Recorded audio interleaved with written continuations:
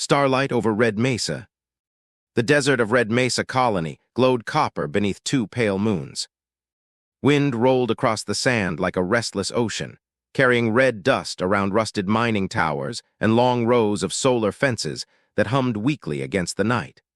The thin atmosphere made every sound travel farther than it should, so even the distant creak of old machinery seemed to whisper across the desert. Most colonies on the outer frontier were loud places.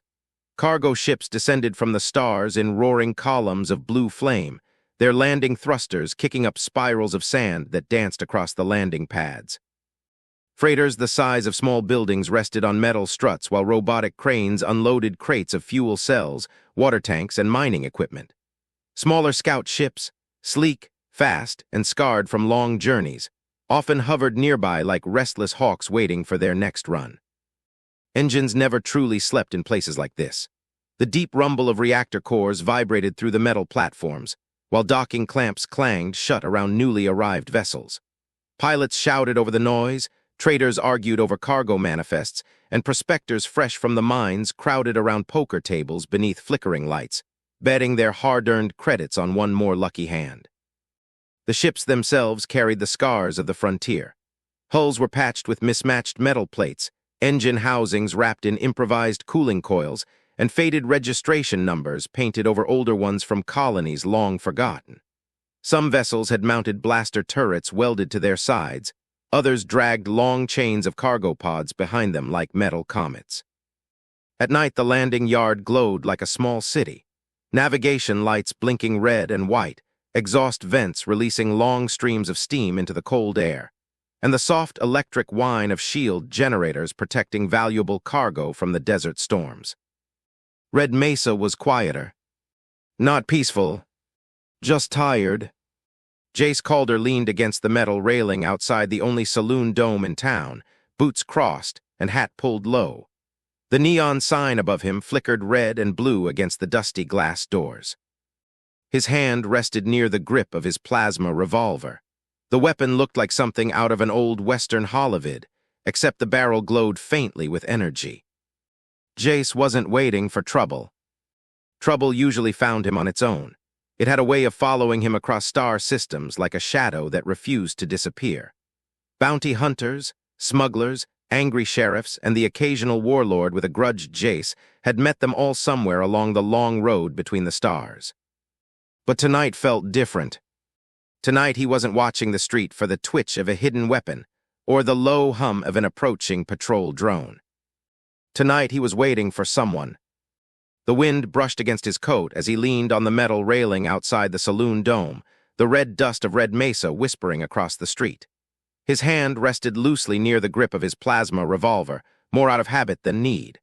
The weapon sat comfortably at his hip, its polished chrome handle worn smooth from years of use. Behind him, muffled laughter and music drifted through the thick glass walls of the saloon. Frontier miners were celebrating the end of another long shift, their voices blending with the clink of glasses and the distant buzz of an old jukebox playing a country song from Earth that was at least 2 centuries out of date.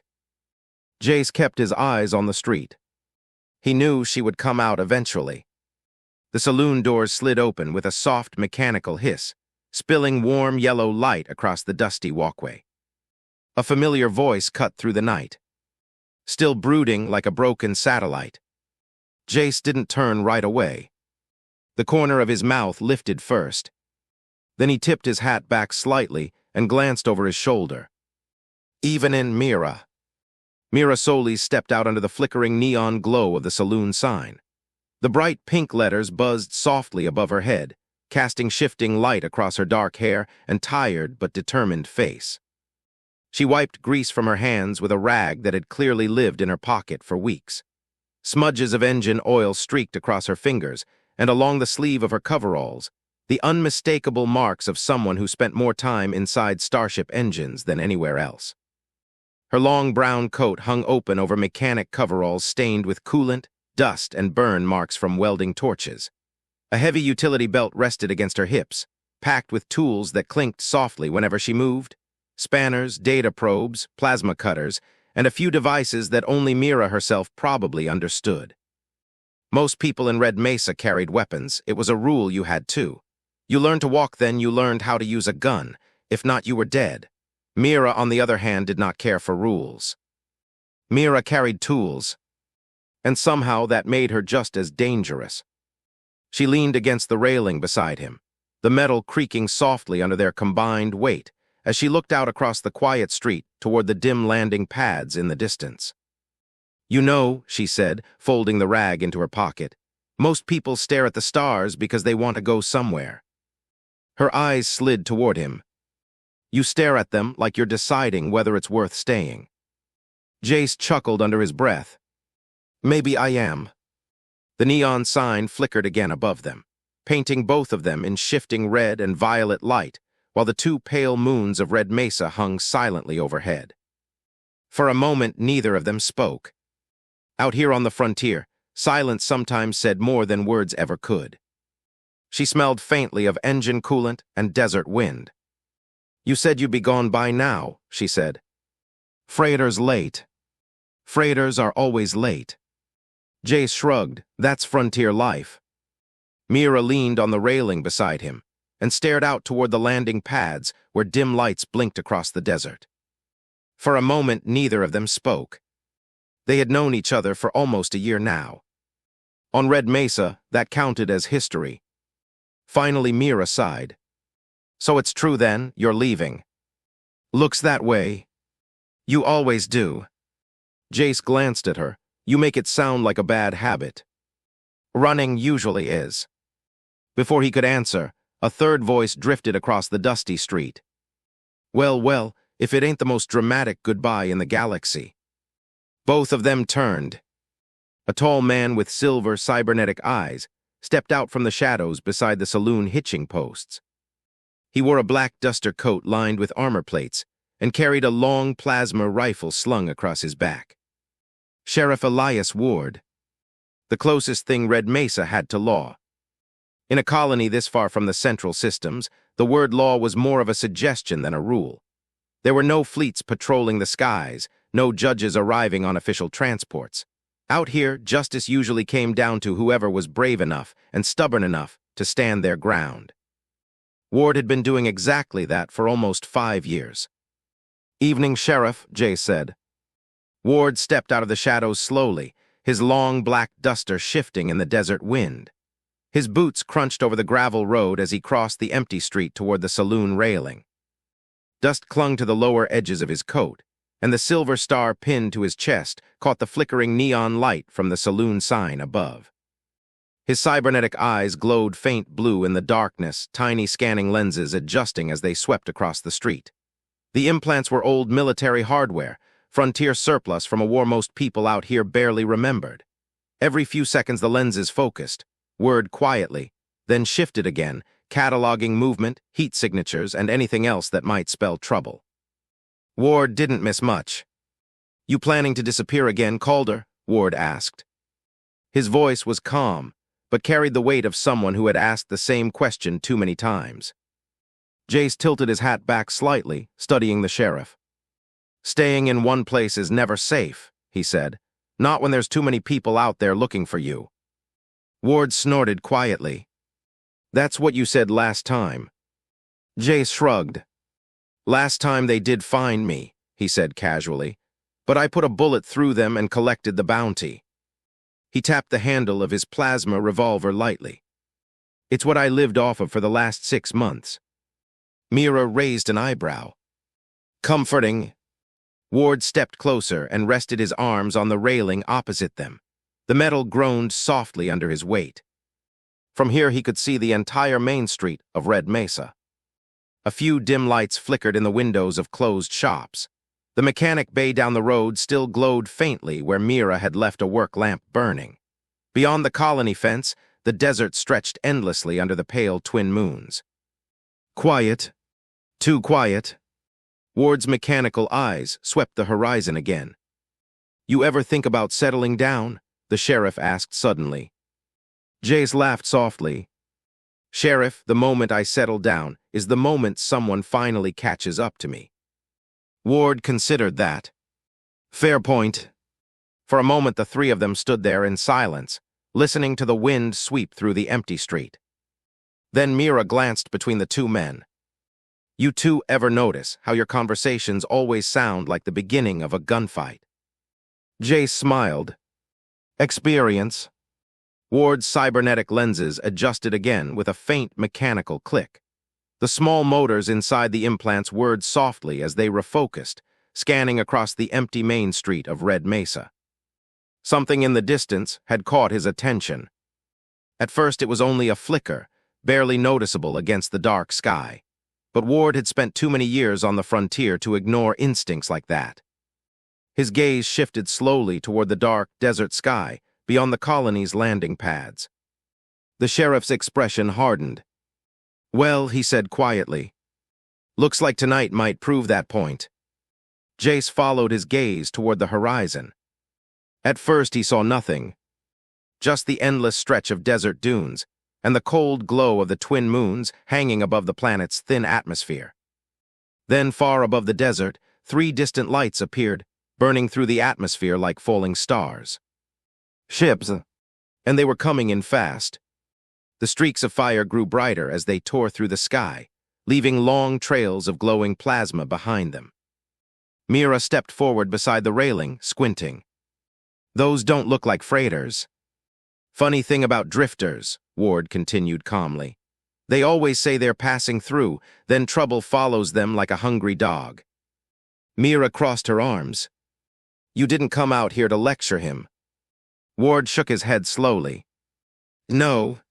He looked out toward the desert again. I came because we've got company. Jace raised an eyebrow. What kind?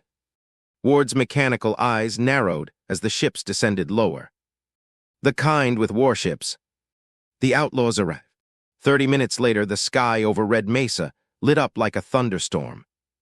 The 3 ships burned through the last layer of atmosphere and roared toward the surface, engines screaming across the night sky. Their thrusters blasted blue fire behind them as they slowed their descent, sending rippling waves of sound across the desert. The entire colony felt it. Windows rattled. Loose metal panels clanged against buildings. Dust rose in swirling clouds across the landing pads. Jay stood at the edge of the landing yard, watching the approaching vessels with the calm focus of someone who had seen too many bad situations to panic about another one. That ain't a freighter, he said.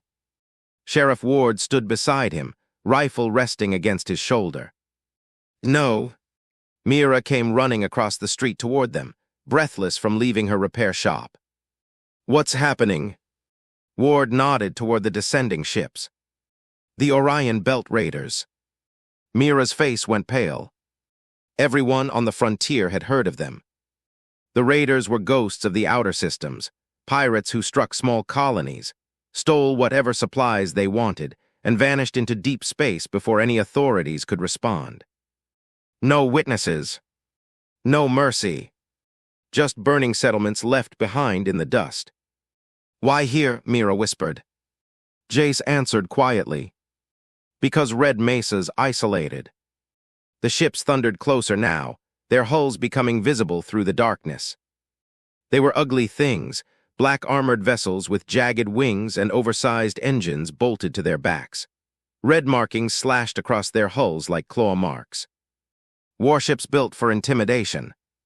Ward rested a hand on his rifle. They'll land soon. And then, Mira asked nervously. Ward looked at both of them.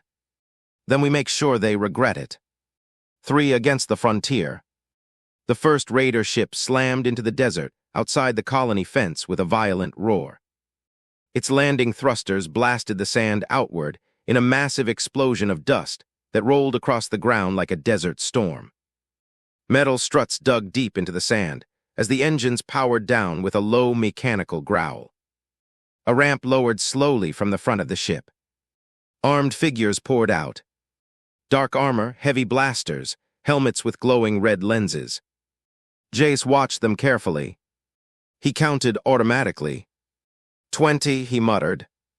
23, Ward corrected calmly. Mira swallowed. 3 against 23 isn't great odds. Ward glanced at her. You planning to run?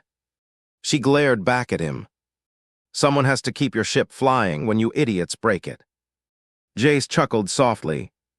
Ward almost smiled. Out in the desert, the raider leader stepped forward through the drifting dust. He was enormous, his broad shoulders wrapped in armored plates. Half his face had been replaced by a metal jaw that clicked loudly every time he spoke. Red implants glowed along the side of his neck. He raised a loudspeaker. "People of Red Mesa," his voice boomed across the colony. "You will surrender your fuel reserves and mining equipment." The raiders behind him spread out slowly, weapons raised. Jace tipped his hat lower. "Seems rude." Ward raised his rifle. "Calder?" "Yeah." "Feel like staying a little longer." Jace drew his plasma revolver. Blue energy hummed along the barrel as the weapon powered up. "Guess my freighter can wait." The first shot came from Sheriff Ward. His rifle cracked like thunder. The bolt of blue energy slammed into the chest of the nearest raider, knocking the pirate backward into the sand. For half a second, everything froze. Then chaos erupted. Blaster fire exploded across the desert as the raiders returned fire. Jace fired twice in quick succession. 2 glowing bolts streaked through the darkness, striking another pirate and sending him spinning to the ground. Mira ducked behind a cargo crate as blaster fire scorched the air above her. "Remind me why I'm here again." "Because you're brave," Jace shouted. "And slightly insane," Ward added. Blaster fire lit the desert like lightning. The raiders advanced toward the colony gates. Ward fired again, calm and precise, dropping another attacker with a clean shot. Jace moved faster. He rolled between cargo crates, firing from the hip like a gunslinger from an old Western Hollywood. Mira crawled toward a control panel beside the landing pad lights. "What are you doing?" Jace yelled. "Improvising." She slammed a wrench into the panel. The landing pad lights exploded in a blinding flash. Half the raiders stumbled backward, their helmet lenses overwhelmed by the sudden glare. Jace whistled. "Remind me to never argue with a mechanic." Turning the fight. The battle raged for several brutal minutes. Blaster fire scorched the sand. Crates shattered under stray shots, the air filled with smoke and the sharp smell of burning circuits. But slowly the raiders pushed forward. There were simply too many of them. "Too many," Ward said grimly. Jace glanced toward Mira. Then an idea hit him. "Hey, Sheriff." "Yes." "You trust me?" Ward didn't hesitate. "No." "Fair." Jace suddenly sprinted toward the raider ship. Blaster bolts chased him across the sand, burning holes in the ground inches behind his boots. Mira shouted, "Jace, what are you doing?" He jumped onto the ship ramp and disappeared inside. Ward sighed and reloaded his rifle. "That man is exhausting." Mira stared at the ship nervously. "You think he has a plan?" Ward chambered another energy cell. "I sincerely hope so." Inside the raider ship. Inside the raider vessel, Jace moved quickly through the dim corridors. Emergency lights flickered red along the walls. The ship smelled of hot metal, fuel vapor, and something unpleasantly organic. 2 pirates turned the corner ahead of him. Jace fired without slowing down. Both dropped instantly. He reached the engine room moments later. Rows of glowing reactors pulsed like beating hearts in the center of the chamber, surrounded by thick cooling pipes and humming energy conduits. Jace smiled slowly. "Well now." He pulled a small detonator from his pocket. "Let's make things interesting." The explosion. Outside, Mira and Ward were nearly out of ammunition. The raiders closed in. Then, boom, the raider ship erupted in a massive fireball. Flames shot hundreds of feet into the air as the engine core detonated. Shockwaves blasted across the desert. Raiders were thrown to the ground. Sand blasted across the colony fence like a hurricane. The remaining pirates froze in horror. Then they saw him. Jace walked calmly down the burning ramp of the destroyed ship. Smoke curled behind him. His revolver rested casually in his hand. "Evening, gentlemen." The raiders broke. Within seconds, they were running for their remaining ships. Engines roared as the surviving vessels lifted off and fled into the sky. Within minutes, the desert was silent again. After the battle, smoke drifted across Red Mesa. The three survivors stood near the ruined landing pad. Ward lowered his rifle slowly. "Well," he said, "that worked." Mira ran up to Jace and punched him in the shoulder. "You idiot." He winced. "You're welcome." She grabbed him suddenly and kissed him. Hard. Then turned away quickly, with the tips of her ears turning red. Ward cleared his throat loudly. "I will pretend I didn't see that." Jace grinned, and could not help but think to himself who knew she could be so cute for a grease monkey. Appreciated. A new decision. The moons were high again when things finally quieted. Smoke still drifted across the landing yard where the raider ship had exploded. The sand was scorched black in wide circles, and pieces of twisted metal lay scattered across the desert like the bones of some fallen mechanical beast. Most of the colonists had come out of hiding by now. Miners and traders moved cautiously through the streets, whispering to one another as they stared at the damage and the distant glow of cooling wreckage beyond the fence. But the worst of it was over. For tonight, Red Mesa had survived. Sheriff Ward stood outside the sheriff's office, leaning against the wooden railing that wrapped around the small building. His long coat hung heavy around his shoulders, and his rifle rested against the wall beside him. His cybernetic eyes were pointed toward the sky. The stars were bright above the desert tonight, thousands of them scattered across the blackness like shards of broken glass. Somewhere out there were the distant systems where the raiders had come from. And somewhere out there were the enemies Jace Calder had made over the years. Ward heard footsteps behind him. Jace approached slowly from the direction of the landing yard, dust still clinging to his boots. The gunslinger looked tired in the pale moonlight, but there was a quiet calm about him now that hadn't been there earlier. He stopped beside the sheriff and leaned against the railing. For a moment, neither of them spoke. The wind drifted softly through the empty street. "You staying?" Ward asked finally. Jace didn't answer right away. His eyes wandered across the street toward Mira's repair shop. The large bay doors were open, spilling warm yellow light out into the dusty road. Inside, sparks occasionally flashed as Mira worked on one of the damaged power generators from the landing yard. Even after a pirate attack, she was already fixing things. That was just who she was. Jace watched her for a long moment.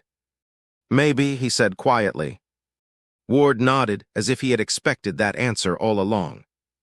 "This town could use a gunslinger." Jace smirked. "You're the sheriff." Ward shrugged. "Even sheriffs need backup." Across the street, Mira stepped out of the repair shop, wiping her hands on the same grease-stained rag she always carried. Her dark hair was pulled back messily, and there was still a streak of engine oil across one cheek. She spotted the two men standing outside the sheriff's office. For a second, she just watched them. Then she raised her hand and waved. Jace tipped his hat. For the first time in a long time, he didn't feel the familiar itch to leave. Out there beyond the desert were old enemies, bounty hunters, pirates, criminals who still remembered his name. He knew they would eventually come looking for him again. They always did. But tonight was different. For years, Jace Calder had lived one job at a time, drifting from system to system with nothing tying him down but a revolver at his hip and a ship ready to leave at a moment's notice. But now there was a mechanic who could outthink half the smugglers in the outer systems. A stubborn sheriff who refused to let law disappear completely from the frontier. And a small dusty colony that had somehow begun to feel like home. Jace looked back toward Mira. She was already walking toward them now, boots crunching softly on the gravel road. "You two done staring at the sky?" she called out. "Some of us have work to do tomorrow." Ward chuckled quietly. Jace smiled. He had enemies out there. A lot of them. But somewhere along the way, the idea of running forever had started to feel tiring. Maybe someday he wanted something different. Maybe someday he wanted a place where he could hang up the gun for good. A place where the stars above weren't just roads leading somewhere else. Maybe even a place where he could build something that lasted longer than the next bounty job. Jace looked at Mira again. The mechanic who had nearly blinded a squad of pirates with a landing pad light, and then gone right back to fixing generators afterward. Starting a future with that grease monkey might not be the worst idea in the galaxy. The twin moons hung high above Red Mesa, casting pale silver light across the quiet colony. The wind carried the distant hum of machinery and the soft laughter of miners returning to the saloon. Life was already returning to normal. And somewhere in the quiet desert night, three unlikely heroes realized something important about the frontier. It wasn't just a place to survive. It was a place to belong. Jace rested his hand lightly on the grip of his revolver and looked out across the endless desert. For once, he wasn't thinking about the next place to run. For once, he was thinking about staying. And under the watchful glow of two distant moons, the gunslinger who had spent his life running from everything finally found a reason to stop.